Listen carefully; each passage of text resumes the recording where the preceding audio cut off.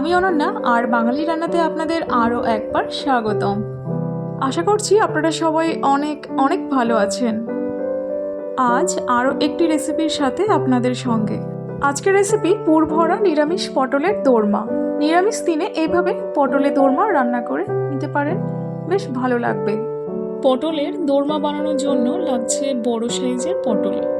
পটলের উপরের অংশের সবেদার মতো বালি বালি ভাবটাকে দূর করার জন্য একটি ছুরির সাহায্যে হালকা করে ঘষে এভাবে তুলে ফেলতে হবে।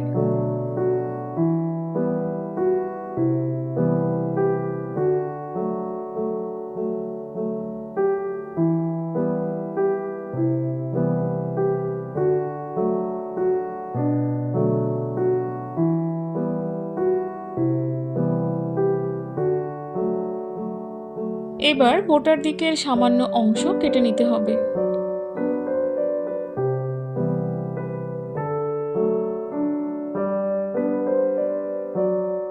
এবার একটি চামচের সাহায্যে বা এরকম কিছু থাকলে সেটার সাহায্যে পটলের ভিতরের বীজ বের করে নিতে হবে।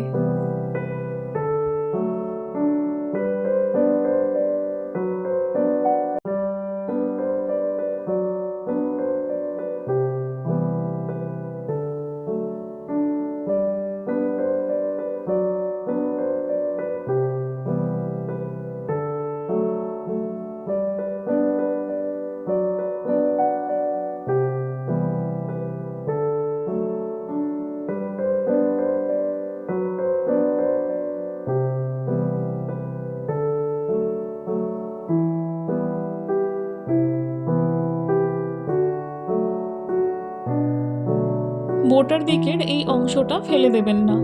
পুর ভরার পর ঠিক এভাবে একটা কাঠির সাহায্যে জুড়ে দিতে হবে।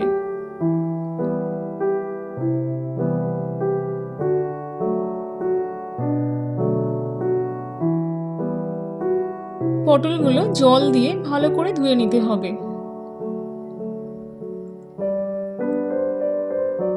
নুন আর সামান্য হলুদ গুঁড়ো দিয়ে মাখিয়ে নিতে হবে।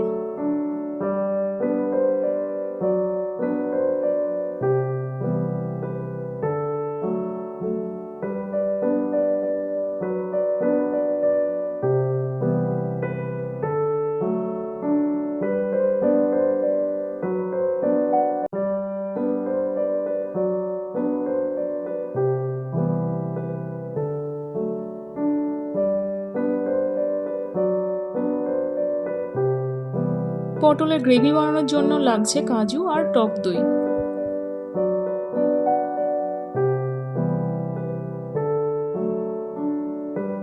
এখন কড়াইতে পরিমাণ মতো সর্ষের তেল দিয়ে নিলাম।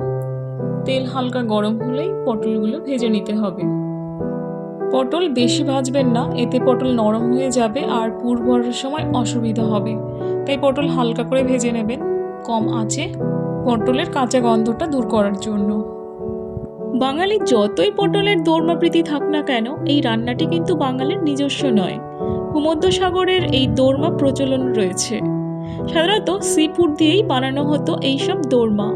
ইতিহাসবিদরা বলেন, নবাবের জামানায় তুর্কিদের হাত ধরেই বঙ্গোপসাগরের দেশে প্রবেশ এই দোরমার। পারস্য উপসাগরে দোরমার ব্যবহার করা হয় বাসমতি চাল দিয়ে। তুর্কি শব্দ দোলমাক থেকে দোরমা বা দোলমা এসেছে, যার অর্থ হলো পূর্ণ করা।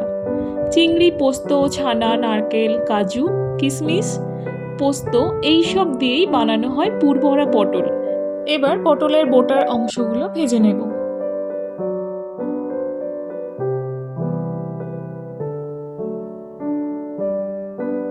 এবার পটলের পুর তৈরি করে নিতে হবে। তার জন্য লাগছে পনির। পনির এভাবে হাত দিয়ে ম্যাশ করে নিতে পারেন বা মিক্সিতে মিক্সার করে নিতে পারেন।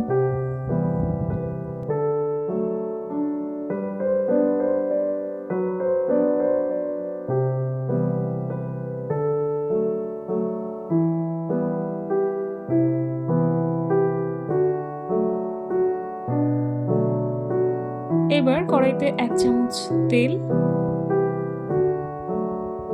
হিং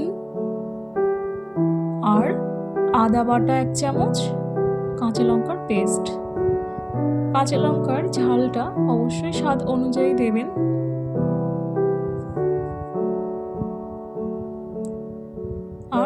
স্ম্যাশ করা পনির। সব কিছু কষিয়ে নিতে হবে।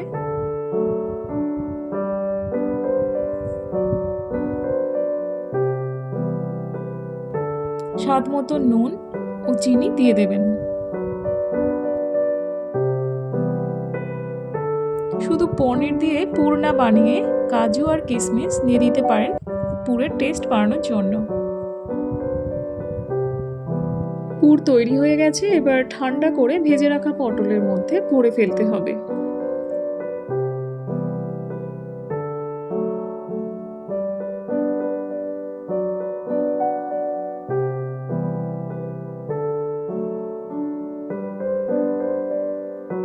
পটলের মধ্যে পুর ভরার সময় অবশ্যই খেয়াল রাখবেন যেন কোথাও ফাঁকা না থেকে যায়। তাই একটা চামচের সাহায্যে পটলের মধ্যে পুরটা চেপে চেপে এভাবে ভরে দেবেন।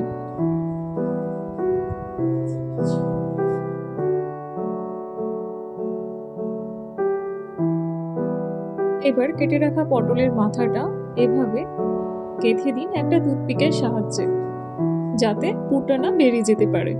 অবশ্যই খেয়াল রাখবেন টুথপিক যেন কাঠের তৈরি হয়। আমি আরও একটা দেখিয়ে দিচ্ছি। ঠিক এভাবে প্রত্যেকটা পটলের মধ্যে পুর ভরে ফেলতে হবে আর মাথাটা একটা টুথপিকের সাহায্যে আটকে দিতে হবে।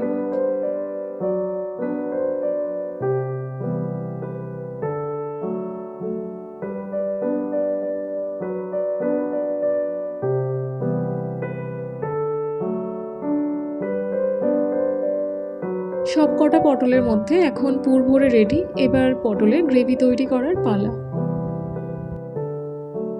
আরও একবার ওভেন অন করে নিলাম আর পটল ভেজে রাখা অবশিষ্ট তেলের মধ্যে এলাচ, দারচিনি আর আদা বাটা দিয়ে দিলাম। আদা একটু ভাজার পর দিয়ে দিতে হবে বেটে রাখা কাজু আর টক দই। কাজু থাকার কারণে কড়ার তলায় লেগে যেতে পারে, তাই সামান্য জল দিয়ে দিলাম। কাজু ও টক দই বাটা মশলার সঙ্গে কষিয়ে নিতে হবে আর যখন মশলা থেকে তেল ছাড়বে তখন গ্রেভির জন্য জল দিয়ে দিতে হবে। গ্রেভির জলটা আপনি পরিমাণ মতো দেবেন, কতটা গ্রেভি রাখতে চাইছেন সেই অনুপাতে জল দিয়ে দেবেন। এখন দিয়ে দিলাম হাফ চামচ হলুদ গুঁড়ো আর হাফ চামচ লঙ্কা গুঁড়ো, মানে কাশ্মীরি লঙ্কার গুঁড়ো, রং হওয়ার জন্য। নিরামিষ পটলের দোরমা মিষ্টি মিষ্টি খেতে বেশ ভালো লাগে, তাই লঙ্কা আমি এখানে বেশি ব্যবহার করলাম না। গ্রেভিটাকে ঢাকা দিয়ে দিলাম এখন তাড়াতাড়ি ফুটে ওঠার জন্য। গ্রেভি ফুটতে শুরু করেছে, এবার পটলগুলো গ্রেভির মধ্যে দিয়ে দেব।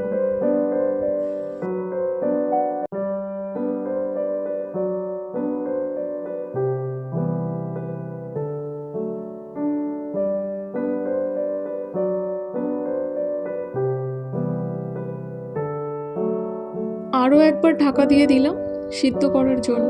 গ্যাসে রান্না করুন আর ওভেনে যেভাবেই করুন না কেন অবশ্যই লো ফ্লেমে রান্না করবেন।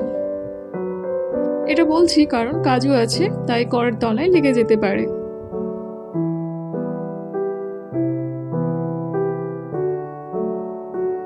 5 মিনিট ঢাকা দিয়ে রাখার পর এবার আমি খুলে দেখবো পটলগুলো সিদ্ধ হয়েছে কিনা। তাহলেই আমার পটলের দোরমা রেডি। পটল সিদ্ধ হয়ে গেছে আর সব শেষে এবার আমি ছড়িয়ে দিলাম সানরাইজের গরম মশলার গুঁড়ো। সবশেষে নুনটা একটু টেস্ট করে দেখে নেবেন ঠিকঠাক হয়েছে কিনা।